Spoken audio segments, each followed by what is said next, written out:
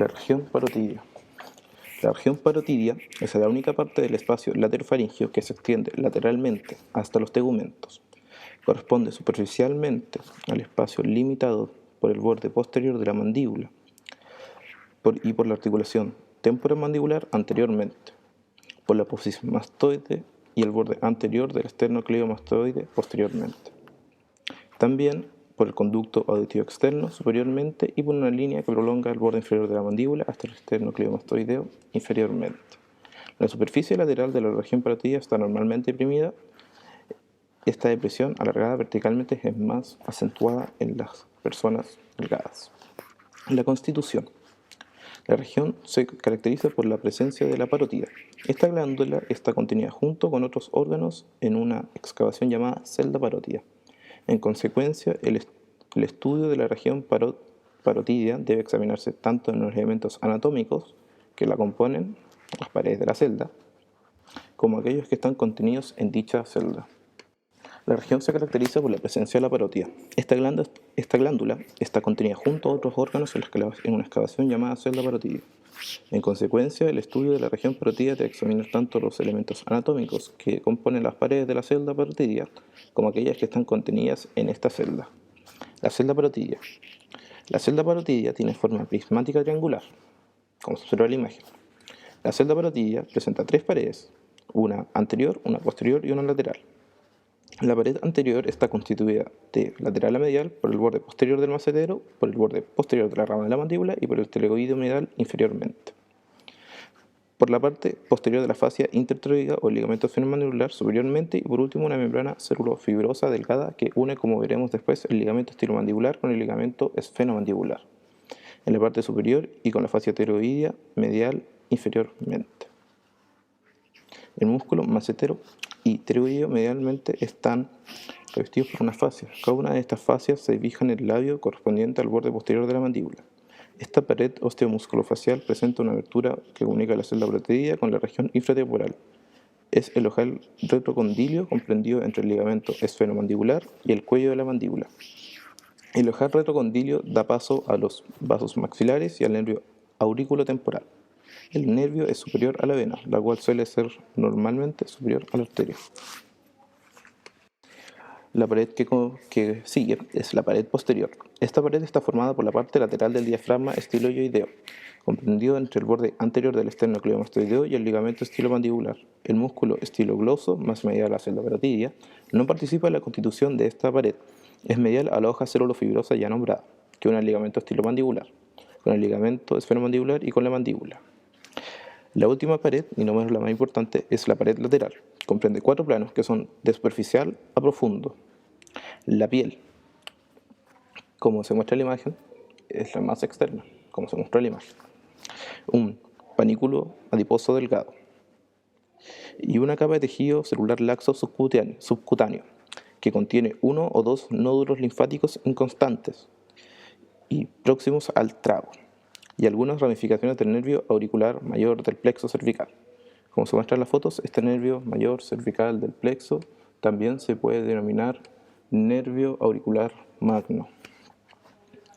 La lámina superficial, y también otro componente de esta es la lámina superficial de la fascia cervical. Esta lámina cervical de la fascia vertical se extiende sobre la parótida desde la vaina del esternocleidomastoideo hasta la fascia masentérica. La fascia parotidia. Las diferentes paredes de la célula parotidia están tapizadas por una lámina fibrosa que se denomina fascia parotidia. La fascia parotidia puede ser estudiada de dos cortes, uno horizontal y uno transversal. El corte transversal se aprecia que la lámina superficial de la fascia vertical puede irse a lo largo del borde anterior del esternocleidomastoideo en dos hojas, una superficial y una profunda. La hoja superficial se dirige anteriormente y se une a la fascia masentérica, y la hoja profunda está presentada por la fascia del diafragma estiloioideo, que está unido lateralmente como la vaina esternocleidomastoideo. Siguiendo de lateral a medial, a partir de este músculo, la fascia del diafragma estiloioideo envuelve al digástrico y después los músculos estiloioideos. Se extiende, como ya que se ha dicho, hasta la faringe, en continuidad a la de la faringe. La fascia parotoidea se extienden solo hasta la faringe, porque la pared posterior de la célula parotidia es menos extensa medialmente que el diafragma estiloideo. El corte frontal se aprecia también como la lámina superficial de la fascia cervical se divide a la altura de extremidad inferior de la parótida en dos láminas, una superficial y otra profunda. De nuevo, la lámina superficial recubre la cara lateral de la glándula y termina superiormente la porción fibrocartilaginosa del conducto auditivo externo, y la lámina profunda contornea de lateral a medial a la extremidad inferior de la glándula, donde forma parte del tabique intermandíbulo parotidio. Después asciende sobre la cara medial de la parótida y termina en la base del cráneo. Siguiendo, se llega a la celda parotidia, la cual contiene a la glándula parótida y es atravesada por numerosos vasos y nervios. La glándula parótida tiene la forma de la célula parotidia, la cual está llena. La cara posterior, la cara de la glándula, se relaciona con el diafragma estiloideo y por medio de este plano músculo facial, con los elementos contenidos en el espacio retroestileo.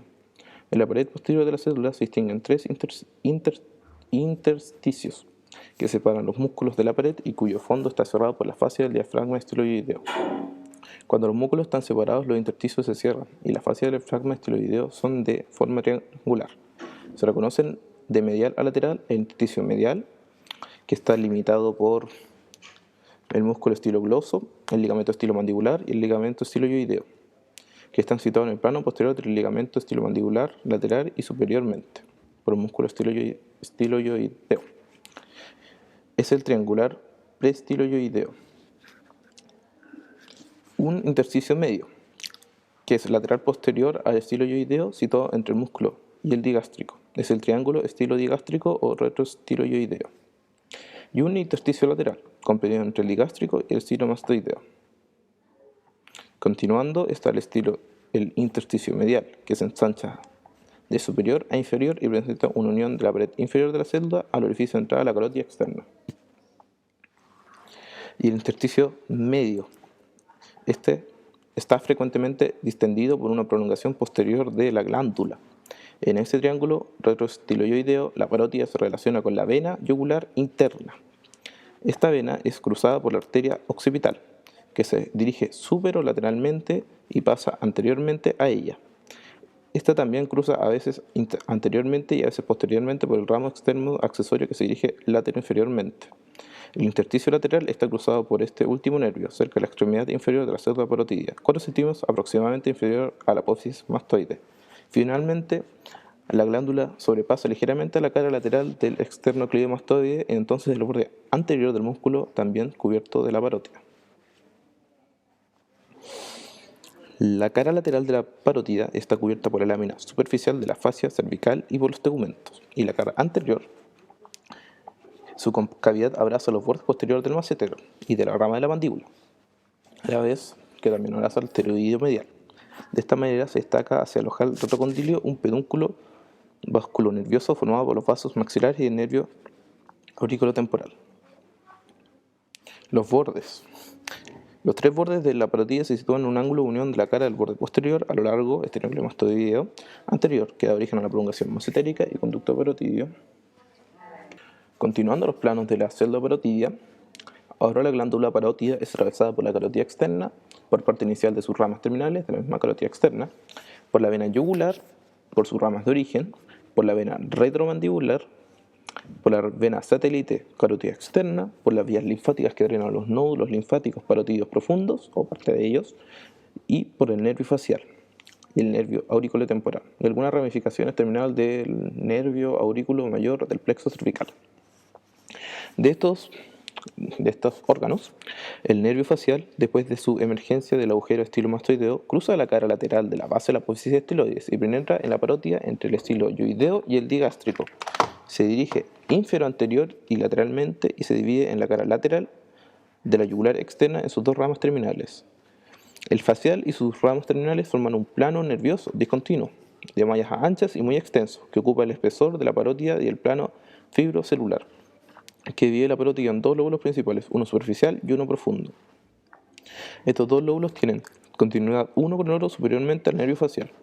Continuando los planos de la célula parotidia, ahora la glándula parótida es atravesada por la carótida externa, por parte inicial de sus ramas terminales, de la misma carótida externa, por la vena yugular, por sus ramas de origen, por la vena retromandibular, por la vena satélite carótida externa, por las vías linfáticas que drenan los nódulos linfáticos parotídeos profundos, o parte de ellos, y por el nervio facial y el nervio auriculotemporal, y algunas ramificaciones terminales del nervio aurículo mayor del plexo cervical. De estos órganos, el nervio facial, después de su emergencia del agujero estilomastoideo, cruza la cara lateral de la base de la apófisis estiloides y penetra en la parótida entre el estiloioideo y el digástrico. Se dirige infero-anterior y lateralmente y se divide en la cara lateral de la yugular externa en sus dos ramas terminales.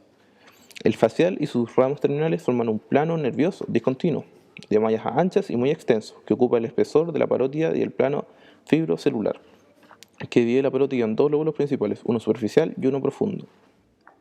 Estos dos lóbulos tienen continuidad uno con el otro superiormente al nervio facial, que está situado entre ellos como un señalador en un libro cuya encuadernación está orientada superiormente, como dijo Gregoría. Y también por un puente situado glandular que ocupa el ángulo de separación entre las ramas temporales y cervical de la facial, como dijo Wharton. La vena yugular externa, que es la que sigue, es resultado de la unión de las venas superficiales y maxilar. La temporal superficial penetra en la parótida posteriormente a la arteria correspondiente y anterior a la aurícula temporal. La vena maxilar flanquea el ojal retrocondilio, pasando con mayor frecuencia superiormente a la arteria e inferiormente al nervio. La yugular externa desciende verticalmente en la parótida y cruza medialmente al facial, a la altura de la bifurcación. Al igual que este nervio, la yugular ocupa el intersticio fibrocelular que separa entre sí los lóbulos de la parótida. Sale de la región por su extremidad inferior y pasa sobre la cara superficial del esternocleidomastoideo, en un desdoblamiento hacia la fascia de este músculo. La vena retromandibular desciende un poco anteriormente a la yugular externa. Primero en el mismo intersticio fibrocelular interlobular de dicha vena, y después por la cara profunda del lóbulo superficial de la glándula, que supera inferiormente a la forma amplia del lóbulo profundo. La arteria carótida externa penetra la celda parotidia por la parte inferior, ensanchando en el triángulo prestiloioideo. Este orificio, situado casi igual a la distancia de la apófisis estiloide y del ángulo de la mandíbula quilis, está limitado lateralmente por el músculo estiloioideo y medialmente por el músculo estiloglós. El ligamento estilomandibular y el ligamento estiloioideo de todos los elementos del ramillete riolano, compuesto por los músculos y por los ligamentos estiloideos, uno solamente. El músculo estiloioideo pasa continuamente lateral a la arteria.